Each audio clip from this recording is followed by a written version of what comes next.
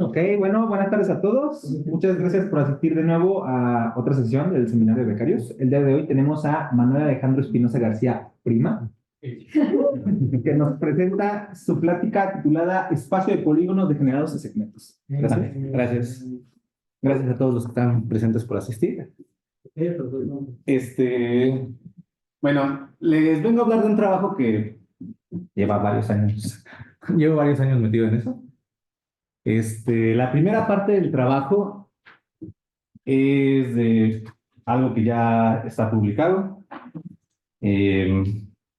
La segunda parte, son como las últimas 4 o 5 diapositivas, es de un trabajo que estamos haciendo actualmente con Atsiri y Yesenia. Bueno, entonces, pues voy a empezar con, primero, ¿qué es el espacio de polígonos? Y para ello, primeramente, ¿qué es un polígono, no? O sea, varios tenemos nuestra definición favorita de polígonos. En este caso, nosotros vamos a pensar dentro del plano complejo. Un conjunto aquí, por ejemplo, este pentágono. Pero una forma de pensarlo es, pues bueno, aquí está dibujado como una curva junto con sus vértices, ¿no? Pero también lo podemos pensar como un punto en C a la 5, ¿no? En el plano complejo. Y pues entonces, en vez de pensar en todas las líneas de nuestro dibujo, únicamente pensamos en las coordenadas de mis vértices. Sí. Y vamos a estar trabajando sobre la topología que nos da C a la n. Ahora, ¿qué polígonos se parecen? ¿No? O sea, tenemos muchas ideas, ¿no? Un cuadrado chiquito, un cuadrado grande, en principio son lo mismo, ¿no? Entonces, pues, en principio tenemos homotecias, ¿no? Que es, tomamos un punto y hacemos una copia de nuestra figura respecto a ese punto, ¿no? Una escala de... tenemos traslaciones, tenemos rotaciones, reflexiones, y pues podríamos también pensar en reetiquetar nuestro polígono, ¿no? Bien, dentro de todas estas opciones, los que vamos a considerar polígonos equivalentes son estas 3 de arriba. Las últimas 2, en principio, las vamos a considerar como polígonos distintos. Entonces ya pensándolo como coordenadas complejas, podemos decir que 2 polígonos Z y W son equivalentes, pues existe aquí como un mapeo afín, que manda uno en el otro, ¿no? O sea, multiplicamos por un escalar todas las coordenadas de Z y lo trasladamos. ¿Sí? Eso incluye los 3 tipos de equivalencias que mencioné, las primeras 3 equivalencias que mencioné al inicio.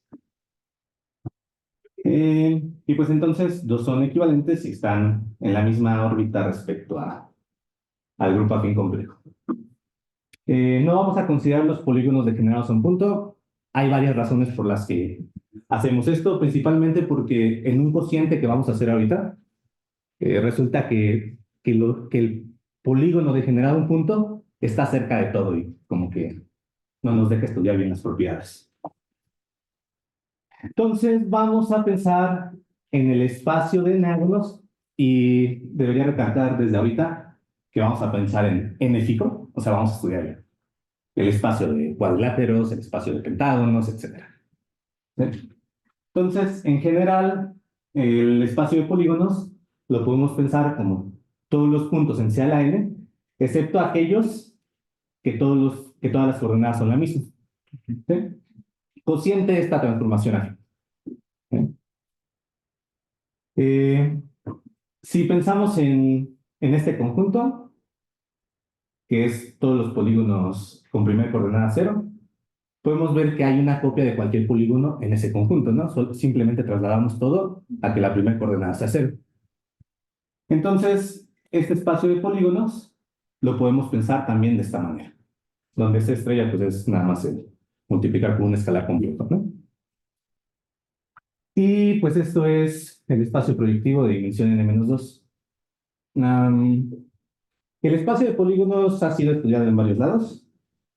Eh, un caso muy particular donde lo que voy a mencionar más adelante, el espacio de segmentos, es útil. Dentro de este espacio de polígonos resulta que si han escuchado cosas como polígonos con distancias de lados fijas, o sea, no sé, sé que por ejemplo, bueno, triángulos es muy trivial.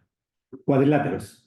Cuadriláteros donde el segmento de Z1 a Z2 mide 1, el segmento de Z2 a Z3 mide 3, etcétera, le damos coordenadas fijas. Ese es un artículo de Milnor y Kapovich. Resulta que en ese artículo estudian como la estructura topológica de estos espacios con longitudes fijas y el espacio de segmentos. Ahí suceden cosas extrañas. O sea, no voy a mencionar cuáles son, pero suceden cosas extrañas y es justo cuando involucran segmentos. Así que es lo que vamos a hablar ahorita. Y vamos a tomar eta la función cociente, ¿no? Lo natural. Bueno, otra definición que seguramente conocen es que es un polígono simple. Pues un polígono donde todos sus vértices son distintos y sus lados no se autointersectan, ¿no? Esto quiere decir que generan una curva de Jordan, ¿no? Y pues los hay positivamente orientados o negativamente orientados. ¿Sí? O sea, los vértices Z1, Z2, Z3, el orden aparece positivamente o negativamente. Y pues vamos a decir que un polígono es convexo si es simple y cualquier línea que intersecta a mi polígono lo intersecta solamente en un intervalo, ¿no? Por ejemplo, estos que dibujé aquí no son convexos, pues porque me puedo tomar esa línea de ahí que intersecto en dos pedacitos, ¿no? Desconectado. Ok. Bueno, ahora, ¿qué es el espacio de segmentos? Pues simplemente el espacio de segmentos es el conjunto de polígonos que están degenerados a un segmento, ¿no? O sea, todas las coordenadas pertenecen a la misma línea dentro de C. Vamos a denotar por Ln al conjunto de segmentos. Uno puede demostrar que todo en el segmento es límite de polígonos simples. Por ejemplo, aquí dibujé para este segmento este poligonito de acá. Si yo comprimo en esta dirección, ese polígono va a seguir siendo simple y se va a aproximar a mi segmento, ¿no? ¿En qué topología estás pensando ahí? Sea la n. Pero eso es para los puntos, ¿no? ¿En qué topología le estás dando al...? Es exactamente lo mismo. O sea, tengo aquí mis coordenadas de mi segmento, o sea, de Z1 hasta Z. Esto recuerda los puntos. Sí, o sea, está la parte geométrica y la parte puramente de las coordenadas de los vértices. Okay. Ajá. Y pues naturalmente podemos definir también el espacio de segmentos dentro del cociente que ya habíamos dicho, ¿no? De los polígonos. De hecho, por aquí tengo una mini estructura de todos los conjuntos de polígonos que les voy a hablar. Y bueno, vamos a llamar a un segmento convexo si lo puedo aproximar por polígonos convexos. ¿Ok? De hecho, si se dan cuenta aquí, como que el orden de las coordenadas en el segmento tiene un orden peculiar, muy particular. Y vamos a denotar por Qn al conjunto de segmentos convexos. Y otra vez, en el cociente, pues lo llamamos con este otro Qn. Ahí están, como para saber en qué nivel estamos hablando, ¿no? El primer nivel es dentro de C a la n, este otro nivel es dentro del espacio de polígonos, y más adelante les voy a hablar de otro piso que nos va a ayudar para calcular unos espacios, la topología de unos espacios. Bueno, voy a regresar un poquito al espacio de convexos, como para motivar un poquito por qué estudiamos el espacio de polígonos convexos, de segmentos convexos, perdón. Am, bueno, si denotamos por K más n y K menos n a los conjuntos de polígonos convexos positivamente orientados y negativamente orientados, este, pues una observación rápida es que estos espacios son difeomorfos, nomás podemos conjugar y manda uno en el otro, ¿no? Ah, y se sabe que este espacio, el interior de cada uno de estos, es difeomorfo a R2N-4. ¿Ah? Entonces, pues unas preguntas que nos podríamos hacer para intentar entender todo el espacio de convexos es cómo se comporta su frontera y cómo se intersectan estas fronteras, ¿no? O sea, el espacio de polígonos convexos positivos y negativos están separados, ¿ah? Pero en sus fronteras se intersectan. Resulta ser justo que la intersección de sus fronteras es este espacio que les definí. De aquí nace la motivación de estudiar segmentos convexos. ¿Sí? Eh, lo primero que queríamos estudiar eran los polígonos convexos. No hemos podido eh, entender todavía por completo su topología. O sea, creemos que cada uno de ellos, o sea, acá la cerradura de los convexos positivamente orientados, es un disco de dimensión 2n-4, pero no lo sabemos todavía. Pero parece ser que sí. Y unas observaciones rápidas que podemos hacer es, pues que todo segmento, o sea, todo trisegmento, es un segmento convexo. ¿Por qué? Pues porque todo triángulo es un convexo, ¿no? O sea, pero para n mayor que 3, esa contención es propia, ¿no? Simplemente podemos pensar en este segmento, en el caso 4, y este polígono, este segmento no lo podemos aproximar por polígonos convexos, ¿no? Como que siempre dan cosas como flechas. Um, y bueno, lo primero que es rápido de describir es la topología del espacio de segmentos. ¿Sí? Recordemos que LDN es la proyección del espacio de segmentos en sala N, ¿no? Esto lo podemos pensar como este cociente, ¿no? Pues, por la proyección natural. Si pensamos en este conjunto, que son aquellos segmentos cuya primer coordenada es 0 y todas las demás coordenadas son reales, ¿no? Podemos darnos cuenta que cualquier segmento es equivalente a un segmento dentro de este conjunto. ¿Por qué? Pues simplemente traslado mi segmento al origen y lo roto de manera que todas las coordenadas queden en el eje real. ¿Okay? Entonces, en vez de pensar en todo este conjunto, podemos pensar en este cociente. Aquí al cociente que estábamos haciendo respecto al grupo afín, pues solo lo pensamos respecto a la parte escalar, ¿no? Porque pues ya quitamos las traslaciones en este conjunto. Eh, pero pues como son todos reales, pues dos segmentos van a ser equivalentes dentro de este conjunto, el BRN, sí, solo sí, hay una escalar real que manda uno en el otro. Y pues esto no es otra cosa más que el espacio proyectivo real de dimensión n-2.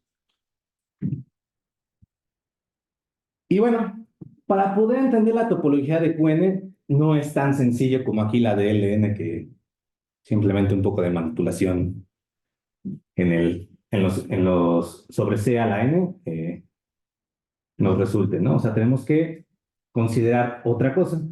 ¿Qué cosa va a ser? Pues bueno, el espacio de segmentos, dijimos que era un proyectivo real de dimensión n-2. Entonces lo que vamos a hacer es pensar en un doble cubriente, ¿no? La esfera. Eh, y esta fue la única manera que se nos ocurrió para poder trabajar sobre ellos. Para poder describir esto, pues primero lo que hay que mencionar es que cualquier segmento tiene dos extremos, ¿no? Puede ser que uno de los extremos tenga muchos puntos aquí, ¿no? Pero cada segmento tiene un segmento equivalente cuyos extremos están en -1 y 1, ¿no? O sea, nuevamente, puedo rotar cualquier segmento al eje real y hacerlo tan chiquito que sea de longitud 2 y meterlo entre -1 y 1. Y hay dos maneras, ¿no? O sea, si ya lo tengo así, lo puedo rotar. Entonces, justo considerar estos segmentos es una forma de pensar en un doble cubriente. No necesariamente la esfera que pensamos, o sea, no el SN-2, pero pues sigue siendo esto una esfera topológicamente. Entonces, pues vamos a considerar este espacio, el doble cubriente de los segmentos. ¿No? Y pues nomás para ejemplificar poquito, piensen en este cubito dentro de R3, estas coordenadas, bueno, esta línea negra me describe a todos los tres segmentos con extremos en 1 y -1. Y de hecho, pues el doble cubriente, ya pensando así en la esfera, normal del doble cubriente que usualmente pensamos para un espacio proyectivo, pues lo podemos pensar como este circulito de aquí, que si se dan cuenta, cada uno de estos segmentos está identificado aquí por dos aristas. ¿No? Bueno, este es un caso sencillito de ver. Todavía el 4 lo puedo dibujar y vamos a ver un ejemplito de eso ahorita. Claro, no lo vamos a ver dentro de R4, pero pues va a ser una forma práctica de ver. Ahorita les platico.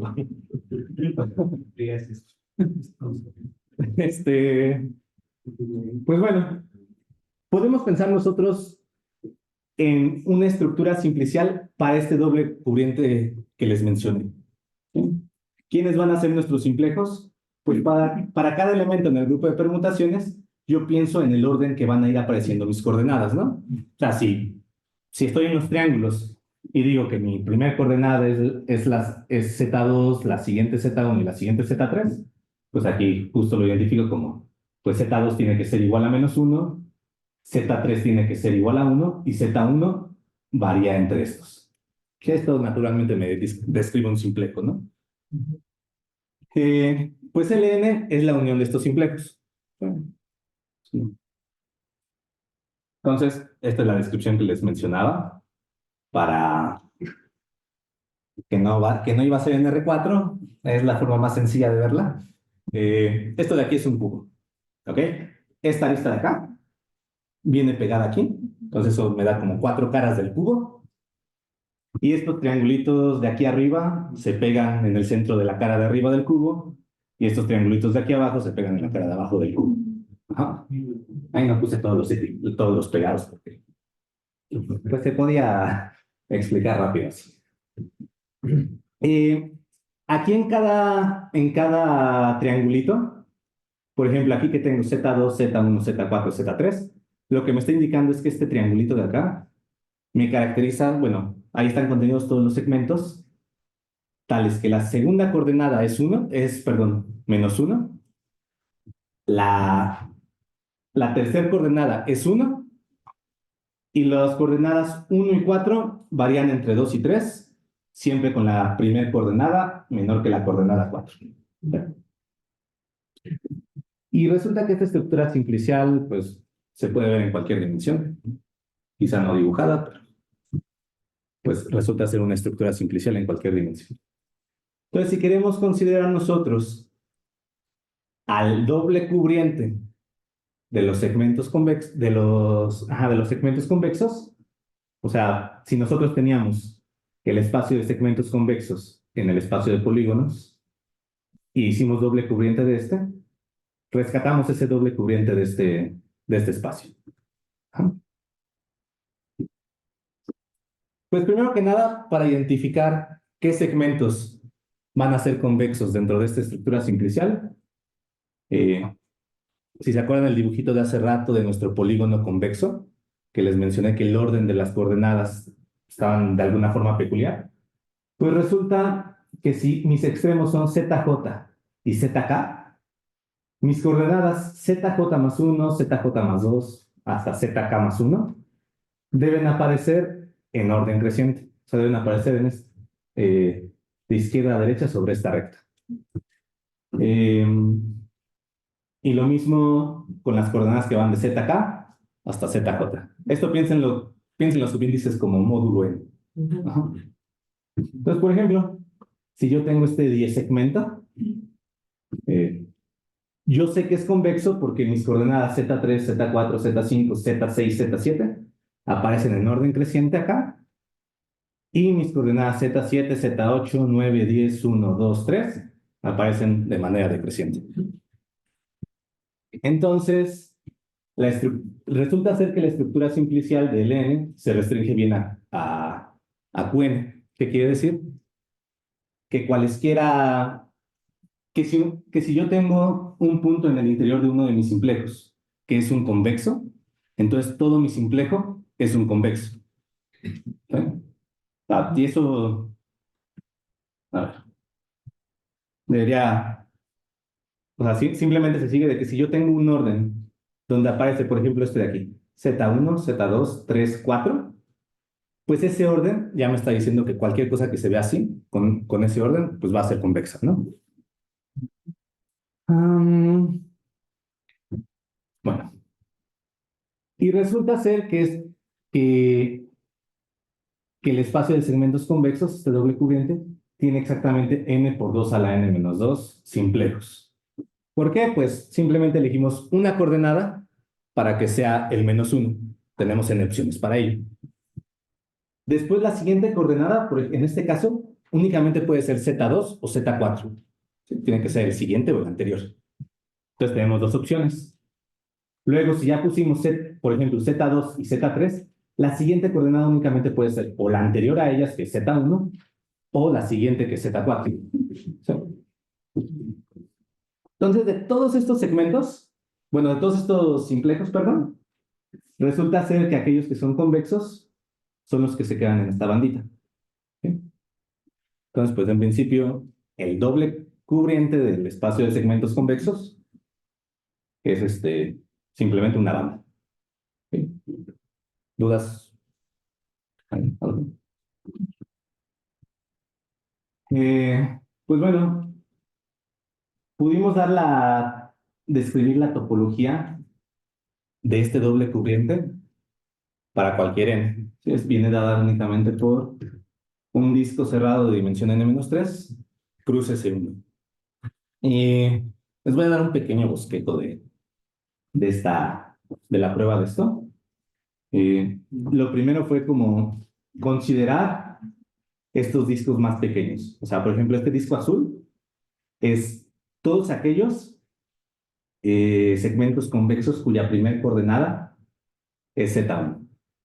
Aquí es todos aquellos convexos cuya primer coordenada es Z2, etc. Demostramos que esto era homomorfo al disco de dimensión n-2. También vimos que esto era una variedad con frontera y cerrada. Sí.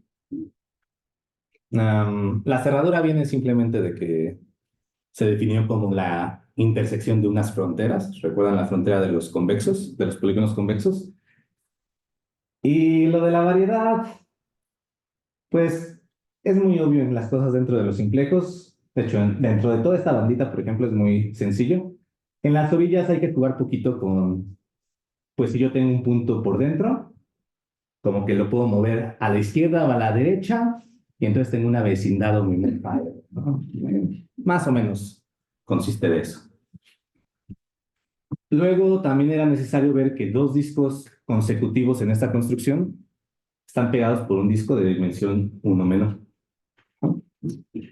Y finalmente, pues se trata de pegar todos estos 4 discos, en este caso, son n discos en general. Y lo que uno tiene que hacer es como tomar unas vecindades más chiquitas de cada uno de estos discos, y resulta que los pegados ahí son bonitos, eso es un toro, y ya cuando lo terminas de inflar, es un toro. Y eso se puede hacer porque es una estructura simplicidad.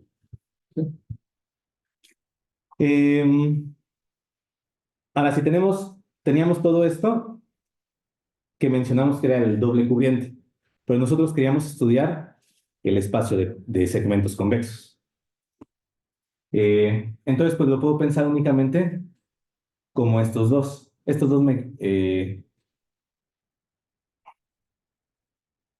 dos cuadraditos de aquí contienen un ejemplar de cada segmento convexo. Y pues se pegan por estas banditas, aunque el pegado aquí puede ser como el pegado derecho o volteado. Entonces, resulta que el espacio de convexos, ya aquí dentro del espacio de polígonos, es, pues si n es impar, es un disco de dimensión n-3, cruz S1, y si es par, pues es un disco de dimensión n-3, cruz, es como un 0,1, pero aquí estoy haciendo el pegado torcido. Ajá.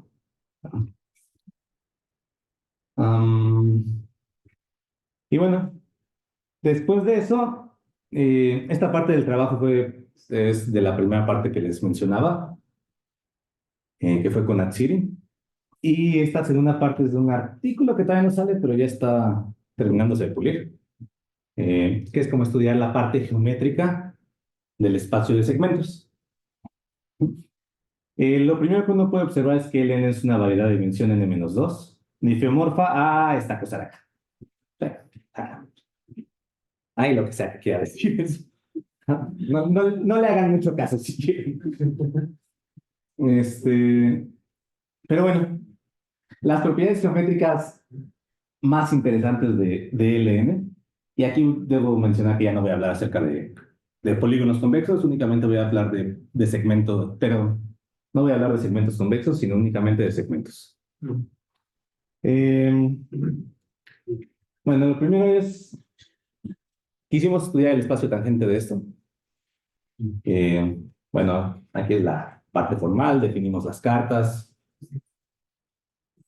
Y pues para calcular el espacio de tangente en algún punto, voy a hacer el ejemplo únicamente para triángulos.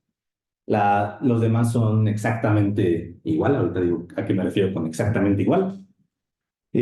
Consideramos estas, en este caso de triángulos, estas 5 curvas. Recuerdan que nuestra variedad de dimensión n+2. Entonces, nuestra variedad es de dimensión 5.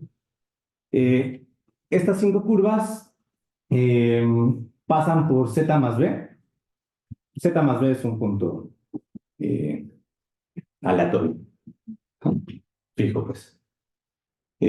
Resulta que estas curvas son curvas que pasan por z más b y son todas generadas por segmentos. ¿Sí?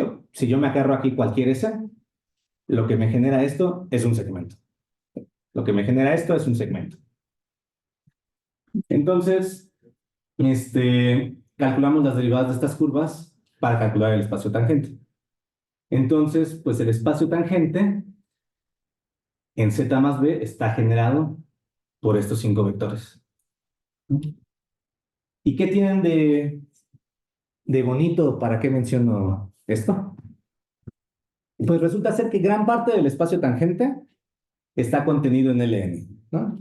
O sea, si nosotros consideramos, por ejemplo, una esfera y calculamos su espacio tangente en un punto, pues resulta ser que el tangente solo contiene un punto de mi esfera, ¿no? Donde está tocando. Resulta que el espacio LN en cualquier punto contiene justo gran parte de su tangente, o sea, este espacio generado por 4 de mis vectorcitos aquí, no los 5, por 4, está contenido en los segmentos. Los segmentos y quizá los puntos, los polígonos degenerados a un punto.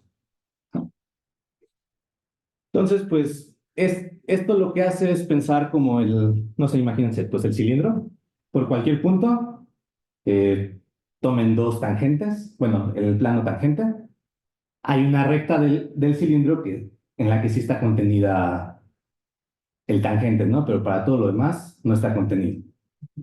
¿Sí? Pues entonces esto tiene, en el caso de los 3 segmentos, pues un subespacio de dimensión 4 de segmentos metido en cada punto.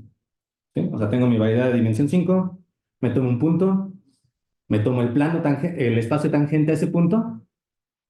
Si lo intersecto con los segmentos, Su intersección me genera un plano, un espacio afín de dimensión 4. Y esto, pues, en particular, lo que quiere decir, lo que implica es que Ln es reglado para cualquier natural, ¿no? No sé si han escuchado, quizá no, porque yo no había escuchado tampoco hace mucho. Este, que la única superficie 3 reglada es el plano. Ajá. ¿Qué? ¿Qué significa ser tres reglado?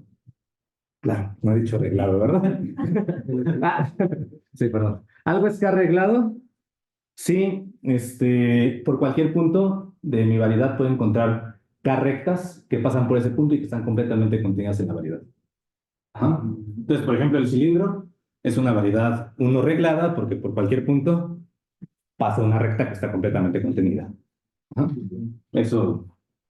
Y pues no es tan sencillo pensar en variedades así, al menos no en variedades tan raras. O sea, pues, obviamente uno puede generalizar lo del cilindro, planos, cosas así, pero no es tan obvio encontrar espacios raros, ¿no? Y, y pues bueno, ¿qué sigue de estudiar el espacio tangente? Pues intentar calcular geodésicas, para lo cual fracasamos rotundamente. O sea, los, todas las rectas que están incluidas, pues sí son geodésicas, ¿no? O sea, tengo mi plano tangente, una recta por ahí va a ser una geodésica. Pero como les mencionabas, por ejemplo, en el caso 3 solo tenemos 4 dimensiones, pero pues nuestras geodésicas pues debería ser algo de dimensión 5, ¿no? Ajá. O sea, hay algo de mi variedad es de dimensión 5, pues por ahí pasan 5, no sé cómo decir eso. O sea, se toman una curva sobre su variedad y pues ya eso te define una geodésica, pues, deberías tener algo de dimensión 5 por ahí. Tenemos gran parte que son rectas, pero pues seguimos teniendo una gran cantidad de cosas que no son rectas. Y fracasamos obteniendo geodésicas, pero sí encontramos algunos resultados como de, si tenemos alguna geodésica con ciertas características, tenemos un chorro de geodésicas. ¿Okay? O sea, si tenemos una geodésica en el espacio de 3 segmentos, entonces yo puedo construir geodésicas en el espacio de n segmentos. Eh, Aquí hay unas propiedades chistosas que igual no menciono mucho, de cómo son estas geodésicas nuevas, pero se ven muy parecidas a la original, ¿no? O sea, solo estoy multiplicando por, por una función real que cumple ciertas características. Esta función no es 1 o es mi función real aquí, este, que me define este segmento. Y también pudimos construir otras geodésicas a partir de una geodésica cuya primer coordenada es 0. Entonces podemos construir, bueno, cuya primer coordenada es constante, de hecho. Entonces podemos construir más geodésicas a partir de ella. Si encontramos una función que cumpla unas cosas. Ajá. Entonces, pues aunque no encontramos más geodésicas que no fueran las rectas, sí pudimos decir, bueno, si tuviéramos algunas, tenemos un chorro. Y créanme que le metimos mucho esfuerzo a toda la talacha que involucra intentar encontrar geodésicas. Y pues ya está. Lo que les quería. Bueno.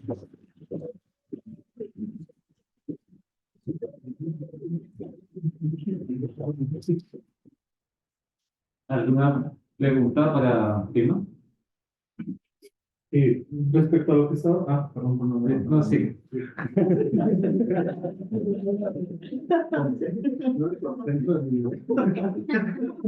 No, oye, respecto a lo que estabas diciendo de las cosas regladas, no me quedó muy claro a qué te refieres. O sea, ya sé que es una pregunta que va a sonar muy tonta, pero cuando dices una recta, o sea, recta en dónde o recta qué o qué. Piensa en una variedad en Rn. Ajá.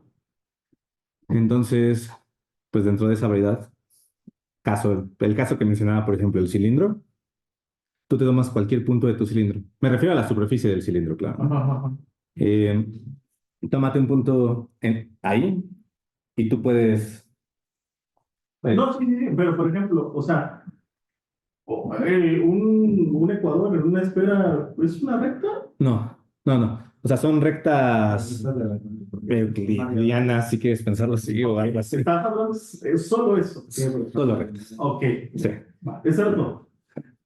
De una, Sí, por curiosidad, ¿tienes un ejemplo de un segmento, o sea, no sé, de un segmento esto que no sea convexo? Sí, o sea, a partir de n igual a 4 puedes construir segmentos no convexos.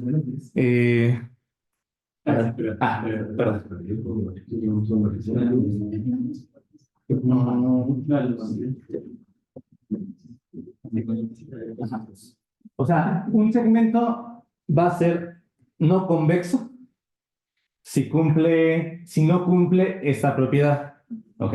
Por ejemplo, Z1, Z2, Z3, Z4. Ese no va a ser convexo por definición porque no lo puedes aproximar por polígonos convexos. Imagínate que tú quieres aproximar por un polígono convexo a este segmento. Entonces, pues primero como que te tendrías que tomar algún punto por aquí. No hay colores. El problema va a ser el etiquetado que tienen los segmentos. Ah, sí, el etiquetado es importante, ¿no? O sea, vas a hacer a fuerza algo de este estilo, ¿no?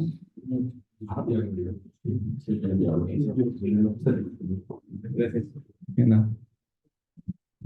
¿Alguien más? Dijiste que cuando empezaste a hacer geometría ya no te interesaron los segmentos convexos, ¿no? Solo estudiaste lo que es negro. Sí. Ok.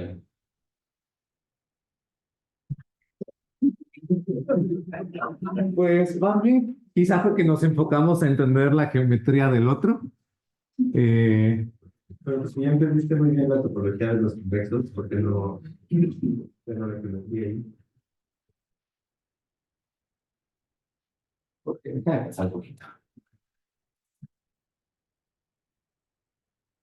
O sea, no recuerdo. O sea, te digo que esto ya tiene mucho tiempo que empezamos. No recuerdo si en algún momento vimos que iba a haber complicaciones.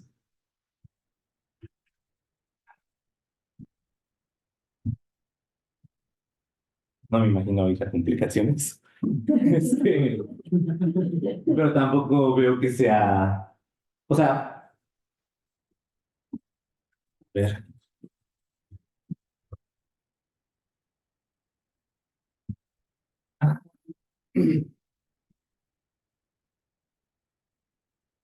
A ver, si Z fuera convexo, esto sigue siendo convexo. Este de aquí puede dejar de ser convexo. Y esta de aquí también. Ah, perdón, no les dije cómo se generalizaban esto de las curvas. Si tuviéramos más coordenadas, prácticamente van a ir apareciendo más curvas como esta de acá. Donde varíe la segunda coordenada, tercera coordenada, cuarta coordenada, etc. Estas no necesariamente te van a construir polígonos convexos. La primera, la cuarta y la quinta sí van a seguir siendo convexos, pero entonces supongo que no es fácil decir bueno, no es fácil decir curvas que te vayan a mantener los convexos. Pues ahí sí queda fácil, ¿no? O sea, el problema va a ser más dimensiones de las cosas. No, pero es que la dimensión del... Si quisiera hacer esto para convexos, yo tendría que mi variedad va a seguir teniendo la misma dimensión. Pero entonces ya va a haber puntos en donde estas curvas no nos sirvan. Entonces vamos a tener que buscar otras curvas. Ok. Aunque puede que esas curvas están en la frontera, entonces no sé qué pasa con eso. ¿alguien más? No. También respecto al dibujo,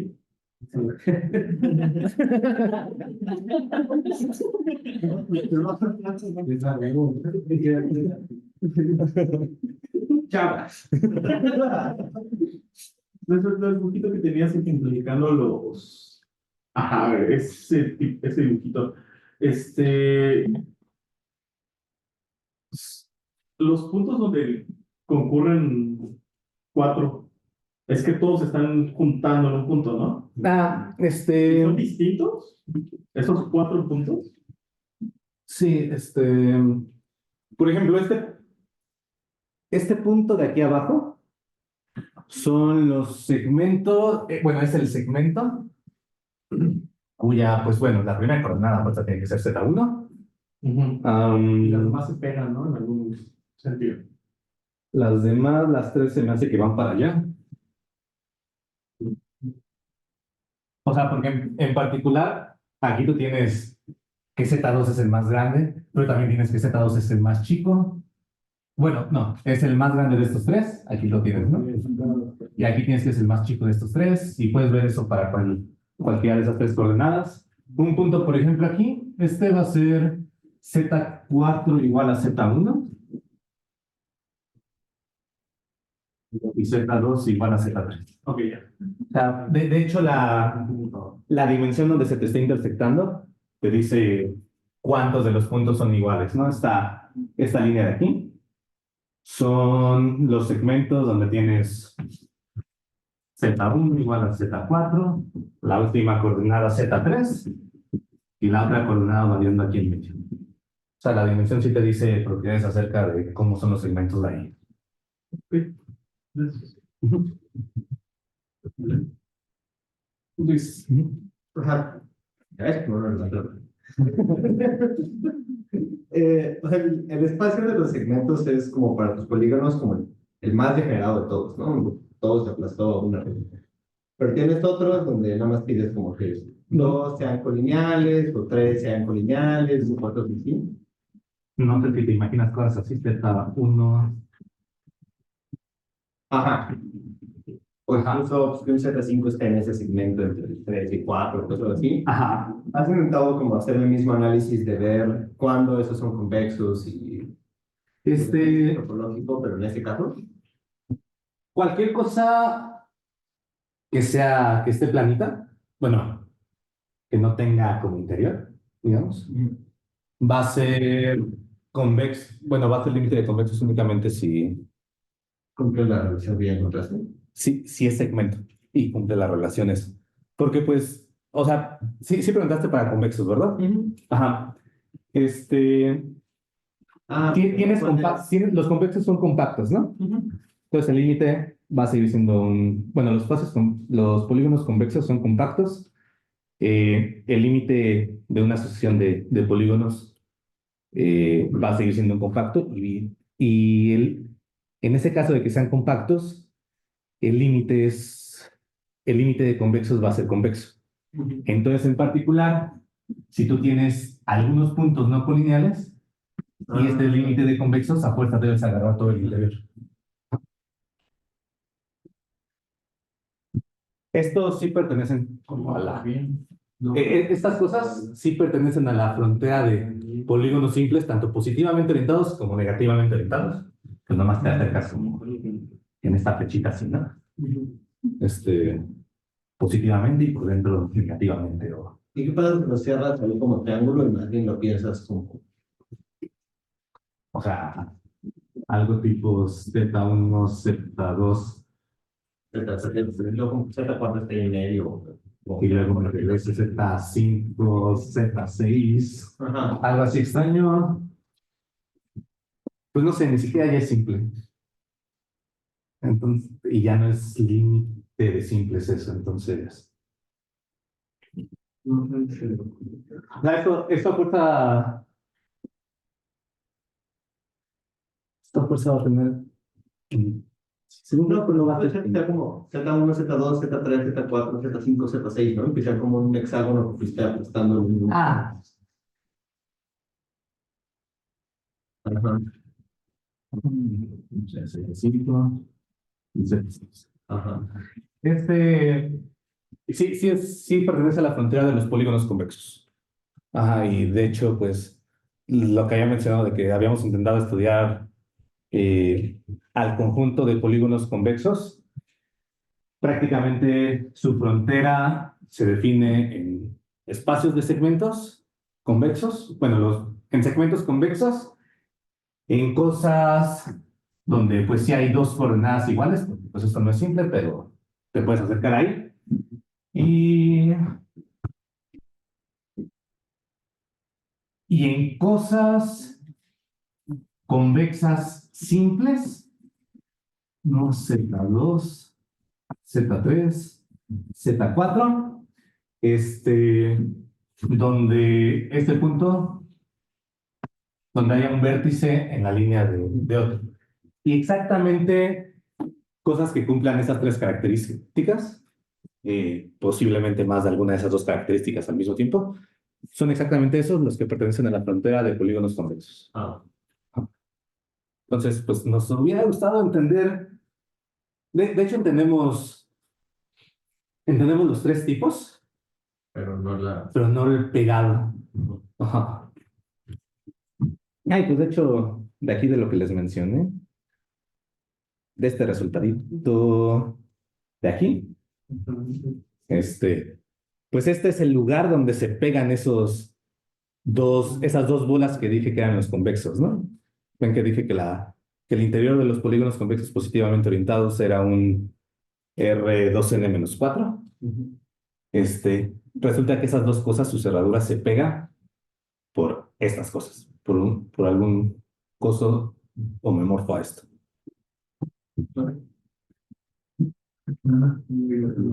Puedes dejar el dibujo de esas cositas, pero donde se armaba un punto. Donde te das pestañas. Ajá. No, es cuántos. Es que te estaba preguntando dónde están los puntos donde se generaban puntos, ¿no? Donde todos eran el mismo punto. Está lejos de esto. O sea, no está dentro de nuestra situación de. Es que ves que al inicio, o sea, aquí ya estoy en el cociente. Ajá. Ajá. Y justo, o sea, justo omitía a los polígonos degenerados a un punto, porque los puntos son cercanos a cualquier polígono, ¿no? O sea, Pero no en tu dibujito de cubitos, o sea, donde dos se juntan a un segmento, pues es que dos se cambiaron de lugar, ¿no? Y donde está un ¿esto? punto, ajá, a ver, un segmento. Sí. Y un punto es donde varias cosas como que pasan al mismo tiempo, entonces varios se degeneran. Así como dimensión no son. Ajá, eso. Ajá, pero aquí siempre vas a ocupar, por ejemplo, en el caso particular aquí de 4, Ujú. siempre vas a ocupar dos coordenadas distintas. ¿Por qué? Lo que viene en el interior, por ejemplo, de este triángulo son 4 coordenadas distintas. Lo que viene en las aristas son 3 coordenadas distintas Ajá. y lo que viene en los vértices son 2 coordenadas distintas. Y pues ya no te puedes ir a una cara de dimensión menor. Yo lo puse a pensar. Esta estructura como dibujada en esta topológica, lo que sea. Esta, Ajá, o sea, pues el dibujito, bueno, que eso quede como un cubito. ajá. Entonces, o sea, lo sacaron para que, o sea, así lo acomodaron o así. Es que justo era lo que mencionaba de que... bien hasta en menos dimensiones de los dos, ¿no? Pero no sé si es que va por una razón o así es un dibujo, pues, para que. O sea, la estructura simplicial es una forma de representarlo Ajá. de una manera que se entienda gráficamente y correctamente, Ajá. o si así queda, exactamente. Que sí, suena lo mismo, pero. O sea, esto, o sea, ya estás, en principio ya estás trabajando aquí bueno, depende, PN, ya estás trabajando en un espacio proyectivo. Si te fijas en el doble cubriente, ok, lo puedes pensar dentro de CN, pero pues sí puedes tener muchos doble cubrientes. Tomamos uno en particular que nos ayudará a entender la topología. Ahí es O sea, ahí es donde se equivoca. justo fue particular como para decir, bueno, no sé qué está pasando en el proyectivo, me fijo en un doble cubriente que, ok, ya estoy. Tendríamos otros dibujos, aunque representaban exactamente. No sé, O sea, seguirían siendo simplejos. Bueno, le podría seguir dando la estructura simplicial, quizá no geométrica, o sea, quizás es un triangulito, pero medio curvo, o cosas así. ¿Alguien más? Te agradecemos a...